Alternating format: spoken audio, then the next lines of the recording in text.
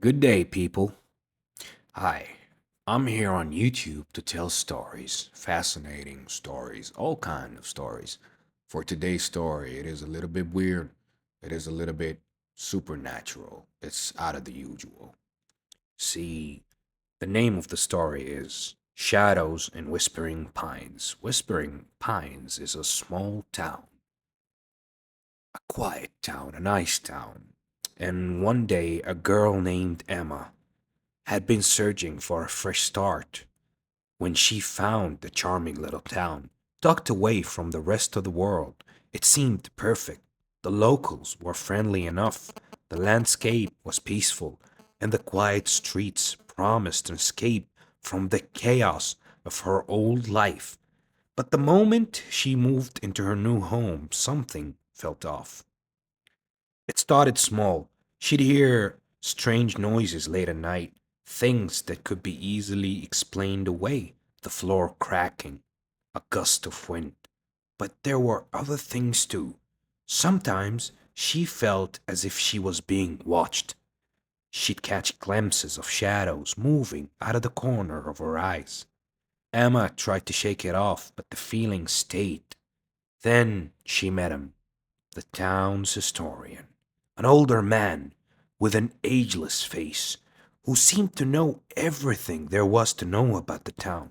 At first, he was helpful, telling her about the rich history of the area and pointing her toward fascinating old books and records. But soon, Emma began to notice there was something unsettling about him.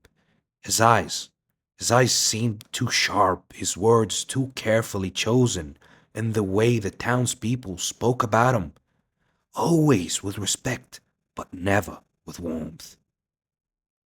As the days went by, Emma couldn't help but dig deeper into the town's past. See, she found old articles, dusty journals, and strange symbols carved into stones. She learned of disappearances, people who had come to the town just like her, only to vanish without a trace. And each time, the historian had been there, a silent witness to the events, his presence woven into the town's dark history.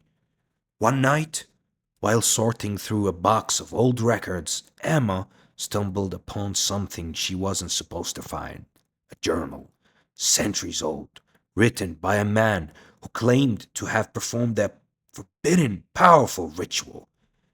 He had been seeking immortality, but had instead been cursed, his soul twisted into something monstrous.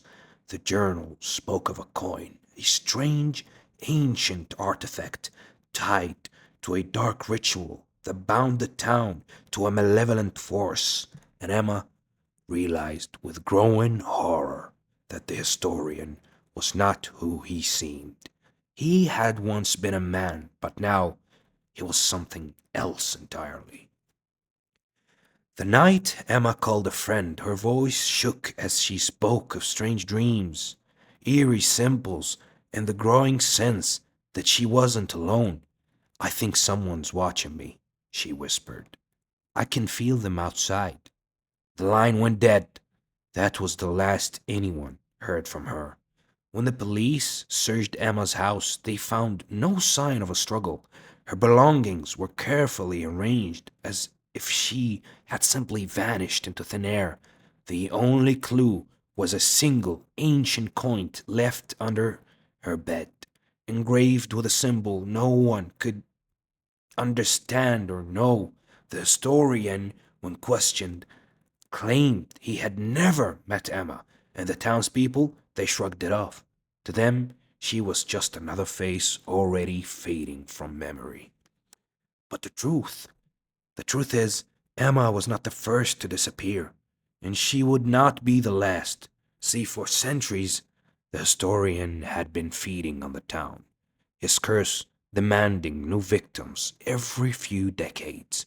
Each time he played a slow game, feeding on their fear, their despair until they broke, and then he'd take them just as he had taken Emma. His powers, bound to an ancient ritual, allowed him to manipulate the minds of the townspeople, making them forget. To most, the disappearances become nothing more than whispers of a forgotten past.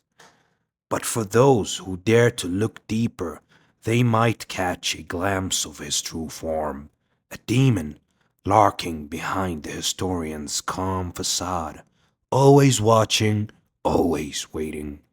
And as the town continues on, oblivious to the darkness within, a new family moves into Emma's old house. They too feel the strange chill in the air. They too notice the historian watching from a distance. And so the cycle begins again. Thank you so much for listening. If you enjoyed the story, please give me a like and a subscribe. And if you got any questions about any of the characters in the story, please ask in the comments down below. And in the next video, I'm going to talk a little bit about the lore of the historian. So stay tuned and thank you again.